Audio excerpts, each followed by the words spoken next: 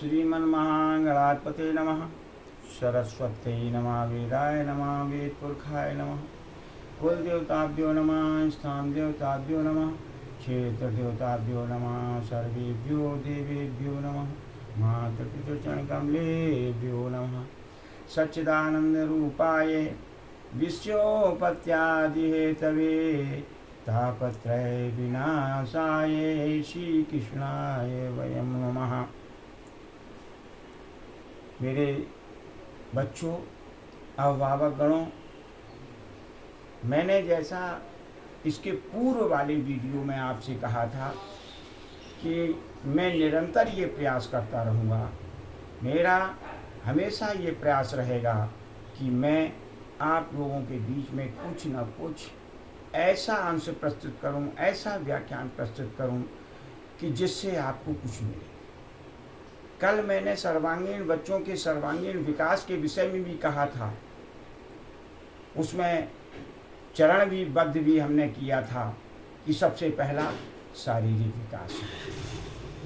शारीरिक विकास के लिए किन किन पहलुओं की आवश्यकता होती है, शारीरिक विकास बच्चों का किस प्रकार हो सकता है, इन सब के लिए हमें और अभिभावकों को भी सतर्क रहना पड़ेगा, सचेत रहना पड़ेगा। हमारे यहाँ शास्त्र में 5 वर्ष तक जो है बच्चों का लालन पालन किया गया है और इसके बाद 5 वर्ष के बाद बच्चों का शिक्षण कार्य प्रारंभ हो जाता है। भले ही वो गृह कार्य करते हुए गृह में, घर में ही माता पिता के द्वारा उनको शिक्षा प्राप्त हो या गुरुओं के द्वारा स्कूल में शिक्षा प्राप्त हो, लेकिन उनका 5 वर्ष के बाद जो है शिक्षण कार्य शुरू हो जाता है। यहाँ तक कि एक नियम है कि आप बच्चों को विद्यालय में 5 वर्ष की अवस्था के बाद ही उनका नामांकन करा सकते हैं और वो कक्षा 1 से अपना कार्य प्रारंभ कर सकते हैं। तो 5 वर्ष के बाद जो कार्य प्रारंभ होता है, शिक्षण कार्य प्रारंभ होता है, तो बच्चों को सबसे पहले एक ऐसा धार्मिकता और जो है विशेष ज्ञान देना चाहिए जिससे बच्चे सद्मार्ग पर चल सकें। 5 वर्ष के पहले भी और 5 वर्ष के बाद में सबसे पहले बच्चों के अंदर सत्यता का गुण भर देना चाहिए, अनुशासन का गुण भर देना चाहिए। सत्यता भी अनुशासन का एक प्रमुख अंग है, धर्म भी है। और यहाँ तक कि धर्म ही नहीं है, मेरे यहाँ ये लिखा गया है कि सत्य ही धर्म है और सत्य ही नारायण है।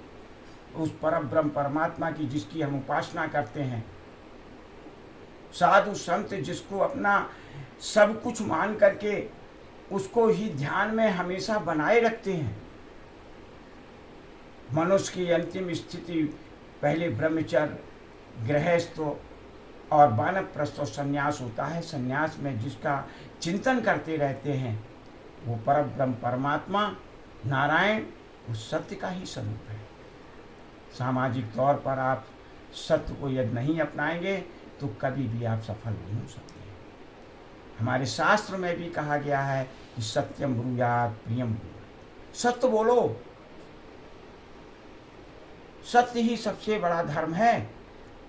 सत्य का पालन करना ही मेरा धर्म है, सत्य का बोलना ही धर्म है। और ऐसा भी ना हो कि कटु सत्य बोलो, सत्य प्रिय सत्य बोलो। कहने का तात्पर्य है कि शिष्टाचार और सत्यता दोनों को मेल खाते हुए हम सत्य का पालन करें, सत्य धर्म को अपनाएं, तो बच्चों के अंदर जन्म से ही हमें ये भावना भर देनी चाहिए कि सत्य से बढ़कर के कोई धर्म नहीं है, सत्य से बढ़कर के दुनिया में कोई भी चीज़ नहीं है। वो परमात्मा भी एक सत्य ही है। सत्य ही परब्रह्म परमात्मा के रूप में प्रस्तुत हुआ है। यदि हम सत्य का पालन करेंगे तो हम परब्रह्म परमात्मा तक पहुंच जाएंगे। तो सत्य का पालन हमें करने का सिखाना चाहिए। हमारे शास्त्र की दोबारा जो है प्रस्तुत करता हूँ कि सत्यम ब्रूयात् प्रियम ब्रूयात्, सत्य बोलना चाहिए, प्रिय बोलना चाहिए, और उसी से हमें लाभ मिलेगा। इधर हमारे कवियों ने भी लिखा है कि हम सत्य का पालन करेंगे तो निश्चित जो है हमें प्रभु मिल जाएगा, हमारे अंतस्थल में प्रभु का निवास हो जाएगा। कैसे? देखिए, कवि ने लिखा है कि सांच बराबर तप नहीं, झूठ बराबर पाप। कहते सांच के बराबर, सच के बराबर, सत्य के बराबर कोई भी जो है तप नहीं है। इस संसार में जितने भी तप हैं उनमें सब सर्वोपरि तप जो है सत्य है। सही बोलना है, सत्य को धारण करना है। और पाप यदि कोई है तो वो झूठ है, असत्य है। तो प्यारे बच्चों, हमारे साथियों, भगवत भक्तों, हमें सत्य का अनुपालन करना चाहिए, सत्य के रास्ते पर चलना चाहिए। और क्या कहते हैं कि सांच बराबर तप नहीं, झूठ बराबर पाप, जाके हृदय सांच है ताके हृदय आप। वो परमात्मा जिस सत्य को धारण करता है, जो सत्य पर चलता है, सद्मार्ग पर चलता है, निश्चित रूप से उसके अंदर भगवान निवास करते हैं, उसकी आत्मा में भगवान निवास करते हैं। वो सर्वोपरि है, वो एक भगवान के पार्षद के रूप में हो जाता है और वो पूज्य रहता है।